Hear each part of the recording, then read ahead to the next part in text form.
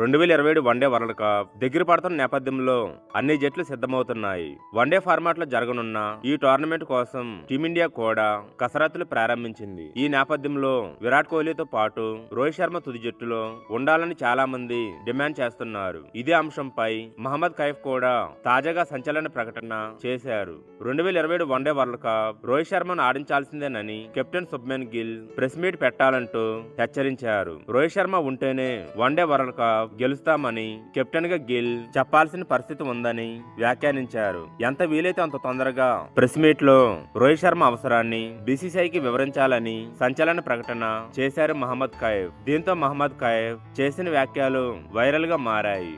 ఈ వీడియోను చూసే ముందు చిన్న రిక్వెస్ట్ అండి, వీడియోను లైక్ చేసి మీ సపోర్ట్ ని తెలియజేయండి. మొదటిసారి మన ఛానల్ ని చూస్తున్నట్లయితే సబ్స్క్రైబ్ చేసుకుని పక్కనే ఉన్న బెల్ ఐకాన్ ని ఆన్ చేసుకోండి.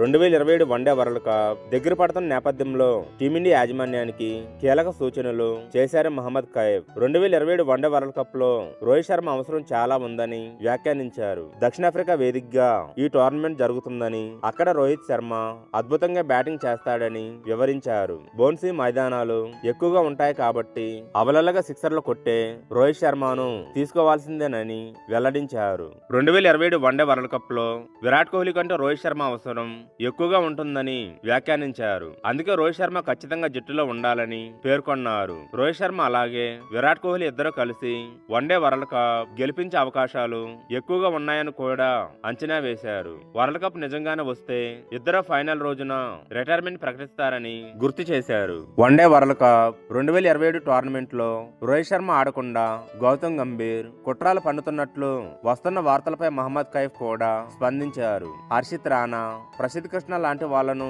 గౌతమ్ గంభీర్ ఎక్కువగా ఎంకరేజ్ చేస్తున్నాడని ఫైర్ అయ్యారు. అయితే వాళ్ళని కాకుండా అనుభవం ఉన్న రోకో కాంబినేషన్ లో గౌతమ్ గంభీర్ తీసుకోవాలని మహమ్మద్ కైఫ్ సూచించారు. అలాగే మహమ్మద్ సిరాజ్, మహమ్మద్ షమీ బుమ్రా ఇలాంటి బౌలర్స్ ను మళ్లీ వన్డే వరల్డ్ కప్ కోసం తీసుకురావాలని డిమాండ్ చేశారు.